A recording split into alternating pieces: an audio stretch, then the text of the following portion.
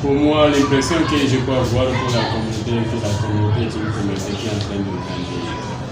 Bien qu'elle a bien existé plus de 20 ans, mais on doit savoir que c'est devenu maintenant une paroisse.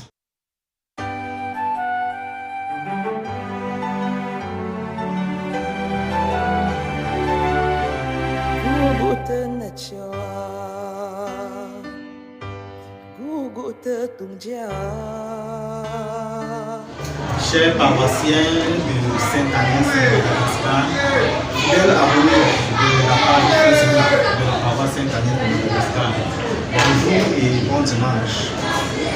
Aujourd'hui, en ce 32e dimanche du temps ordinaire de l'année liturgique C, nous avons eu un très grand honneur. Nous avons, autant pour moi, un très grand honneur d'accueillir celui-là qui a été envoyé dans notre paroisse pour soutenir le Père Thierry Simon dans la pastorale.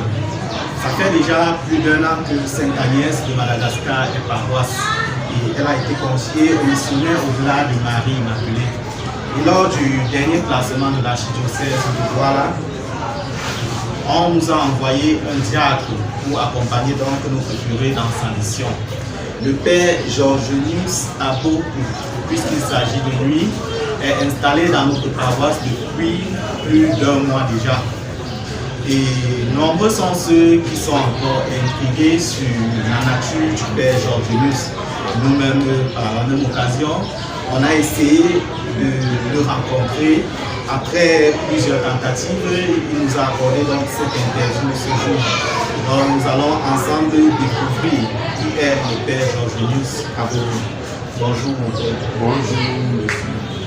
Okay. J'espère que ça va bien, le dimanche a bien commencé. Okay. Comme je disais tantôt, les fidèles de la paroisse Sainte-Agnès de Madagascar ne savent pas exactement qui est le Père Georgenius Aboku. Donc je demande qui est le Père Georgenius, d'où vient-il, son parcours, et tout ça. On a besoin de savoir. D'accord, je pense qu'on m'a déjà présenté lorsque je suis arrivé. Et pour ceux qui n'étaient pas là, aussi, j'aimerais me présenter de façon plus brève. Je m'appelle le révérend diacre Abo Georgenius Navezi. Je suis du Nigeria.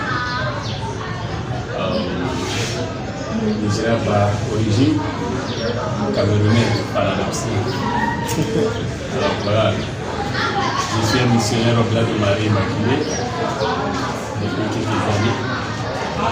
Alors j'ai eu à faire mon premier vol depuis 2014. Et depuis 2020, j'ai fait mon vol perpétuel. Alors par la grâce de Dieu, cette année, le mois d'août, le 20, j'ai été ordonné diacre à Kinshasa. Alors, ce n'est pas ma première fois d'être sur ce beau pays, Cameroun. J'ai fait 6 ans sur le Cameroun. Presque toute ma formation ici a été faite ici au Cameroun. J'ai commencé avec le prénoviciat que j'ai eu à faire à Marwa Mekolo en 2013. 2013-2014, j'ai été en Gamoundéré, où j'ai fait une année de noviciat. En 2014 jusqu'à 2018, j'ai fait 3 ans de philosophie à Yaoundé, Saint-Joseph-Bukassa.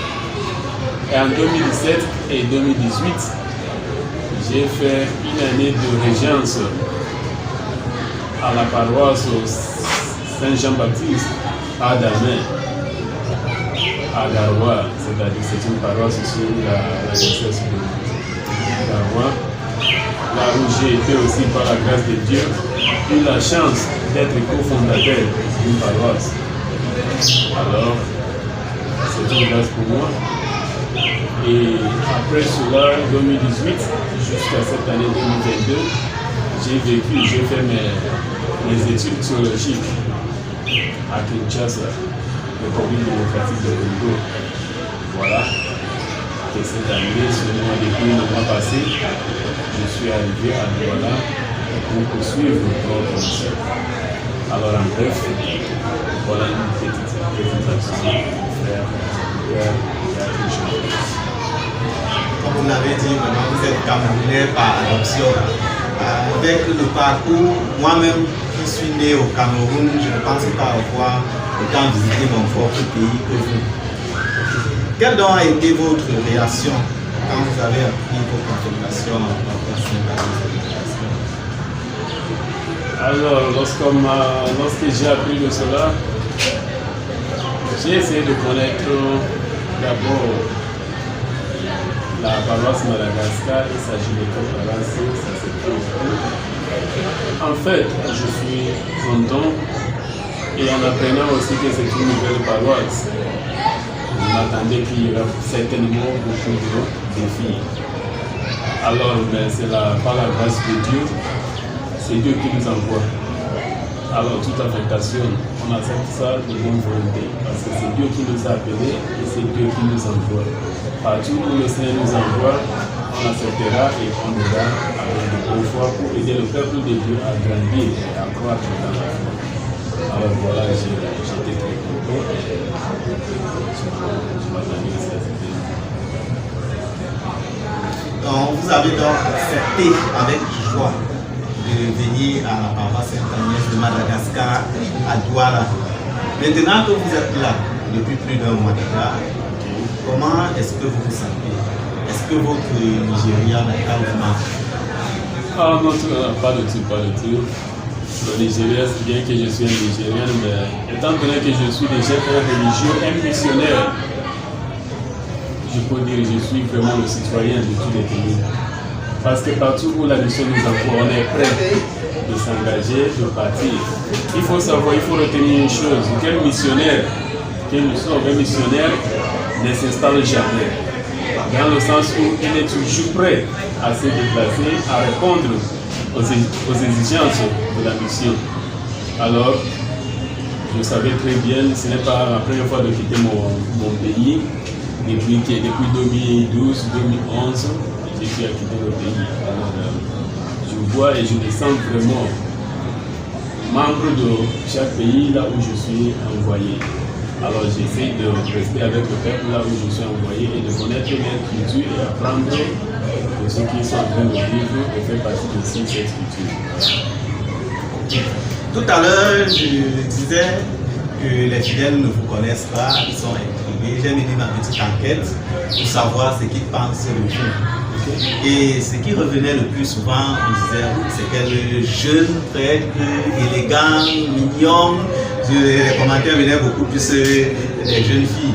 Et c'était à moi de les recadrer que, attention, il est mignon, il est élégant, mais c'est pour Jésus-Christ. Et du côté des parents, ils observent encore un jeune prêtre, comment on va s'en sortir avec lui, ceci, cela.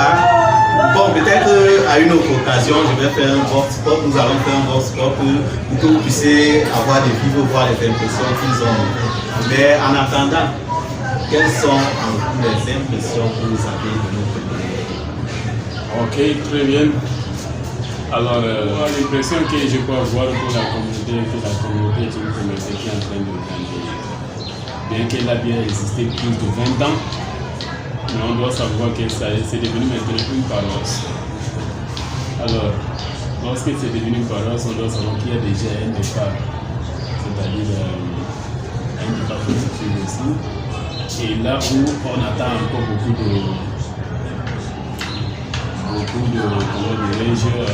d'engagement de la part de tout un chacun. Alors on doit dire merci aussi au père Thierry qui a accepté cette obédience d'être le premier curé de la paroisse. C'est un grand défi aussi pour lui. Alors pour nous aussi, c'est aussi de grands défis pour nous. Il faut aussi que les chrétiens sachent qu'ils ont beaucoup aussi à faire pour édifier cette paroisse, pour construire cette paroisse, pour que tout le monde grandisse dans l'ensemble, même dans la foi, parce que nous sommes en train de cheminer. Parce que nous sommes en train de faire des témoignages de la foi. Alors tout le monde est invité de faire vraiment contribuer pour l'édification de cette paroisse. L'impression que j'ai de la paroisse, c'est que les chrétiens se donnent, ils sont toujours là. Alors ils sortent aussi dans le cœur. Nous avons la capacité de faire des bonnes choses. Alors ça dépend de la sensibilisation et que tout le monde sache que c'est pour nous. Ce n'est pas le fait de curé, ce n'est pas le fait de diacre, ce n'est pas le fait d'un nombre de personnes. Alors c'est pour toute la paroisse, c'est pour tous les chrétiens. Alors comme ça nous allons bien avancer. En parlant de défis, de façon concrète, une fois que vous vous êtes installé, vous avez sûrement coché certains objectifs à atteindre. Si vous pouvez nous les présenter. Certains objectifs à atteindre, c'est au niveau individuel ou bien collectif ou comme individuel comme collectif. Alors l'essentiel est que certes, il y a beaucoup de défis et seul on ne peut les réaliser. Alors le défi maintenant, c'est de ramener tout le monde à donc collaborer ensemble comme une unité. Alors on doit essayer de ne pas tout laisser pour le père ou bien pour le gars qui le fait.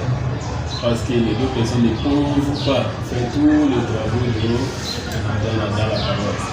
Alors c'est chacun, ça c'est l'un l'objectif, d'aider que tout le monde, de sensibiliser tout le monde qui puisse savoir que la paroisse les appartient. Que la paroisse nous appartient, nous appartient tous. Ce n'est pas seulement pour le faire. Et d'autres choses, comme nous avons déjà la paroisse, il y a aussi beaucoup de choses à faire dans la paroisse, comme les activités, comme les constructions. Par exemple, le père et la paroisse, on a déjà commencé la construction de bureaux. C'est déjà quelque chose, c'est déjà un bon départ, c'est un bon mouvement qu'on a déjà fait. Alors il faut savoir que beaucoup d'autres choses restent, même à construire, même à intégrer dans la paroisse. C'est un mouvement aussi, reste aussi à faire. Alors voilà, en quelque sorte, sur les objectifs qu'on doit atteindre. Et on doit essayer de revitaliser la foi de certains. Parce que j'ai constaté que s'il y a certains avec qui j'ai l'habitude, il y a certains lorsque je les vois au cours, lorsqu'on causait, on me dit ça fait déjà 2 mois qu'ils ne sont pas venus pour la messe. Alors voilà, comment il faut savoir comment les aider à réallumer cette flamme de la foi pour pouvoir aussi avoir goût de venir, d'intégrer dans les activités chrétiennes, les activités qui doivent les aider à grandir aussi dans la foi. Voilà en quelque sorte ce que j'aimerais souligner et d'autres restent aussi. Ok. Je m'attendais à quelque chose de particulier parmi les objectifs à atteindre. Vous l'avez mentionné à plusieurs reprises, vous êtes diacre. Donc sûrement, peut-être ça fait partie des objectifs de la paroisse de soutenir votre future ordination presbytérale. Et on se pose la question de savoir c'est pour quand l'ordination presbytérale. On se dit, oh, on nous a envoyé un diacre. Il y a encore beaucoup de choses qu'il ne peut pas faire.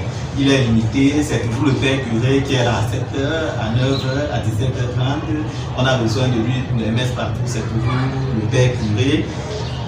À quand l'ordination presbytérale pour que vous puissiez manifester, je ne sais pas si elle est dit comme ça, votre pleine puissance?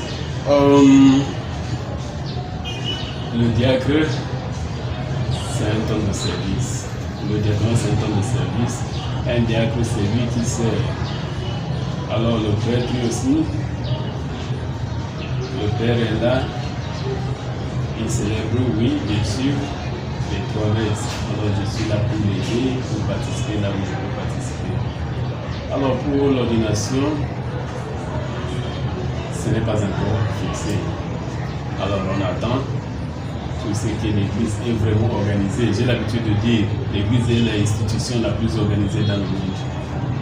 Alors on attend. Par la grâce de Dieu, ça va venir quand Dieu voudra. Alors, pour le moment, on ne peut pas déterminer c'est telle date, étant donné que ce n'est pas encore communiqué. On attend, mais ce qui est sûr, par la grâce de Dieu, si Dieu veut bien, ça va venir. Et lorsque ça va venir, tout le monde sera au courant de ça. Alors pour le moment, je ne peux pas me prononcer sur cette date, mais telle date. Alors on attend. Lorsque ça va venir, je vais aussi informer toute la communauté. Parce que c'est vraiment quelque chose de joie et c'est ça qu'on attend. Je dis ça parce que Sainte-Agnès, c'est une communauté vraiment dynamique. Et les premières réflexions, quand on nous envoyait un diacre, c'est qu'on avait un grand événement à organiser. Peut-être l'ordination, ça pourrait être encore au Congo, à Kinshasa, où vous avez été ordonné diacre. Ça peut être au Brésil, ça peut être dans un autre pays.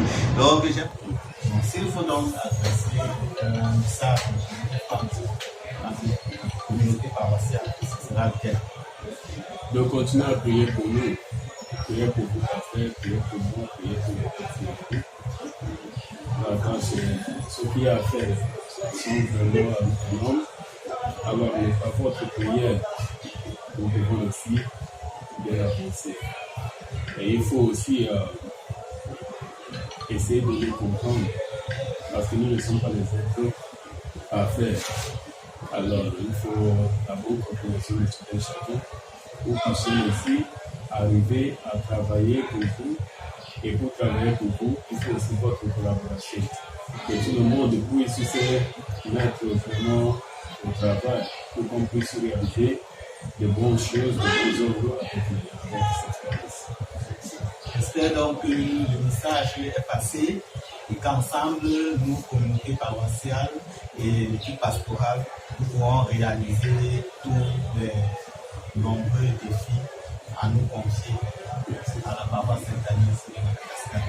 Une fois de plus encore, mon père, merci d'avoir libéré un peu de votre temps pour nous accorder cette interview. Je suis sûr que la communauté sera très ravie de vous écouter et de vous découvrir. Merci, salutations à la paroisse, à la communauté et bon dimanche à tous. Et merci, on se revoit très bientôt pour de nouvelles interviews.